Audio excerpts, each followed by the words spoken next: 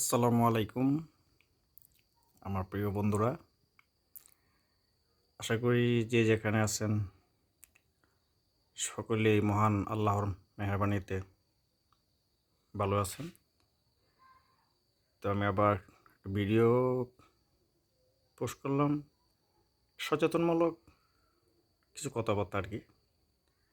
ইদানিং আমাদের সমাজে, আমাদের দেশে একটা প্রতারক চক্র বাড়িছে, যে যাদের ছেলে মেয়ে আছে তারা প্রবাসে আছেন এবং দেশে থেকে বিভিন্ন জায়গায় কর্ম করতেছে, চাকরি করতেছে, একটু টাকাওয়ালা দেখে আর কি চক্রপাটি দেখে বলবে, এরা টার্গেট করে যারা প্রবাসে আছে, তারপরে যাদের টাকা পয়সা আছে, একটু ধনী পরিবার, আর্থিক ভালো সুবিধা আছে, ওদের টার্গেট করে আর কি।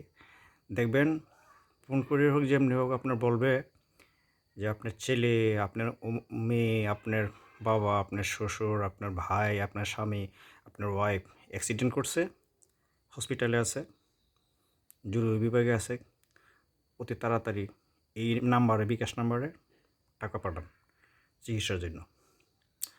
আর যারা বিদেশে থাকে একই অবস্থা, যে বিদেশে আছে তো এই অ্যাক্সিডেন্ট করছে, হাসপাতালে আছে, টাকা পয়সা পাঠান, চিকিৎসা করতে হবে।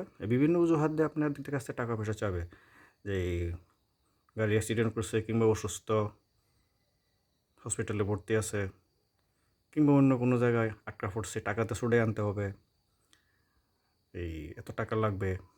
এগুলো একটা প্রতারক চক্র। এই চক্র থেকে সবাই সতর্ক থাকবেন। আর এই যে বিকাশ আছে, বিকাশ নাম্বার আপনার, বিকাশ বিভিন্ন যারা অ্যাকাউন্ট আছে আর কি, যে বিকাশ থেকে ফোন করছে, বলবে যে আপনার পিন নাম্বার বললেন, এই সেই আপনার বিকাশ আসেনি, টাকা আসেনি, খুব সুন্দর কণ্ঠ দিয়ে আপনার খুব সুন্দর করে আপনার অফিসের সেজে কথা বলবেন। খেয়াল রাখবেন, আইন শৃঙ্খলা বাহিনীর সহযোগিতা নেবেন। তো কথা হইল যে সকলেই এই বিষয়ে অবগত থাকবেন, সচেতন থাকবেন, কারণ যারা প্রতারণা করে এদের কিন্তু কোনো মায়া দয়া ওদের কিছু না, এদের টার্গেট হলো শুধু টাকা। তো এইভাবে খেয়াল রাখবেন, যাতে কেউ ফোন করলে যে আপনি এই লোক অ্যাক্সিডেন্ট করছে, হসপিটালে আছে, কিংবা কোনো জায়গায় আটকা পড়ছে, এই সেই এত টাকা তাড়াতাড়ি বিকাশে পাঠান, এই নাম্বারে পাঠান, এগুলি হচ্ছে ভুয়া।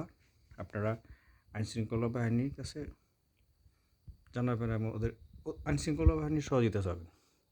আর তাদের না পারলে এলাকার মধ্যে যারা ভালো জ্ঞান, একটু সচেতন আছে, ওদের স্বর্ণবর্ণ হইবেন। আমাদের এখান থেকে কিছু টাকা পয়সা এভাবে নিয়ে গেছে। আরেকটা বিষয় হলো, ইদানিং আপনারা নেটে দেখতে পাইতেছেন যে আমরা ধর্মপ্রাণ মুসলমান যারা আছি, আমরা আপনার কী করি, ছেলে মেয়েদেরকে মাদ্রাসায় লেখাপড়া করাই, সকালে মক্তবে যাই, মানে যে প্রত্যেক এলাকায় তো মসজিদ আছে, মসজিদে সকালে যায় হুজুরে পড়ায়, ইমাম সাহেব হোক অথবা কোনো অন্য ধর্মীয় হুজুর হোক, শিক্ষক হোক, সকালে যায় মাদ্রাসায় পড়া ছেলে মেয়েদের। এসব জায়গায় বেশ কিছু অসাধু, অসৎ চরিত্রের দুনিয়া লোভী কিছু আলেম, লেবাসদারি আলেম বাড়িছে, ছেলে মেয়েদের সাথে খারাপ যৌন আচরণ করে, লালসা মেটায় ছেলেদের সাথে, মেয়েদের সাথে।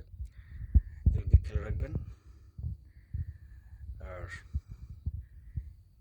যাদের আমি আবারও বলি, যাদের ছেলে মেয়ে আছে মাদ্রাসায় দেন ধর্মীয় শিক্ষার জন্য, কিছু ধর্মীয় লেবাসদারি ফুজুর, মুন্সি মৌলবী, দুনিয়া লোভী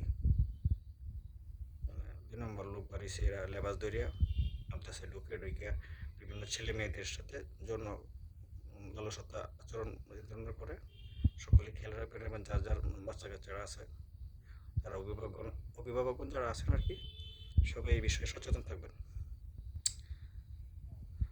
আর আমি যে পোস্টগুলি করি, দয়া করে কেউ কোনো আজে বাজে মন্তব্য করবেন না। মন চাইলে দেখেন, না চাইলে নেই। লাইক কমেন্টের জন্য আমি কোনো এগুলি এই ভিডিও পোস্ট করি না, লেখা পোস্ট করি না। আমার যেটা ভালো লাগে, আমি ভালো জিনিসটা পোস্ট করি, যাতে ভালো থেকে ভালো কিছু মানুষ পায়। আর আমার নিজেরও ভালো হতে হবে, কারণ আমি নিজে যে চরিত্রের লোক ওই চরিত্রই প্রকাশ করতে হবে, তা নাহলে মুনাফেক হয়ে যাবো। কারণ আমি অন্তরে আমার খারাপ, মুখ দিয়ে ভালো কথা বলে মানুষকে আদেশ দিই, তাহলে আমি মুনাফেক আল্লাহর কাছে ধরা। আমি মামুন কাজল, আমার জেলা কিশোরগঞ্জ, থানা হোসেনপুর, গ্রাম বাসরচর। আর আজেবাজে কেউ কমেন্ট করেন না, ভালো কমেন্ট করবেন আশা করি। আর আমি পুষ্কুলি করলে এই লাইনে যারা আছেন, দেখা গেছে মেয়েদেরকে চুর বলে গালি দিলাম, এর মধ্যে কেউ ওই যে এই ওই চক্রে কেউ থাকতে পারে, উল্টাপাল্টা কমেন্ট করবে, বুঝতেই পারবেন। যারা কমেন্টই করে তা গায়ে লাগবে কিন্তু। তাই সবাই ভালো থাকবেন, আমার জন্য দোয়া করবেন। আমি মামুন কাজল, আমার জেলা কিশোরগঞ্জ, থানা হোসেনপুর, গ্রাম বাসরচর। যে বিষয়গুলি বললাম খুব সাবধান থাকবেন। যা যা ছেলে মেয়েগুলি মাদ্রাসায় পড়ান, বক্তব্য পড়ান, হুজুরদেরকে খুব বিশ্বাস করেন, ওই মনে হয় চেহারাটা দেখে 50% জগতে কী করতেছে। যাদের ছেলে মেয়েরা মাদ্রাসায় পড়ে, নিরাপদে আছে কিনা, কোনো আচরণ খারাপ করতেছে কিনা, কোনো সমস্যা হচ্ছে কিনা শারীরিক, সব দিক দিয়ে আপনারা খেয়াল রাখবেন, শুধু বিশ্বাস করে দিয়ে দেন না। আর মেয়েদেরকে তো আপনার কোরআন শিক্ষা, নামাজ শিক্ষা, এটাই যথেষ্ট। মেয়েদেরকে বাংলা লাইনে পড়াতে হবে বেশি, কারণ তো আর আরবিতে বড় ডিগ্রি নিয়ে আপনার কোনো বক্তা হতে পারবে না। মেয়েদের জন্য আপনার বাংলা লেখাপড়াটা খুব দরকার, আর হচ্ছে ধর্মীয় শিক্ষাটা, কোরআন শিক্ষাটা, আর হচ্ছে নামাজ শিক্ষাটা। আর পৃথিবীতে সর্বশ্রেষ্ঠ শিক্ষক হইল মা বাবা, প্রত্যেকটি সন্তানের জন্য। ওরা চারিত্রিক সর্বাধিক শিক্ষা দিতে পারে। আমার জন্য দোয়া করবেন, সবাই ভালো থাকবেন।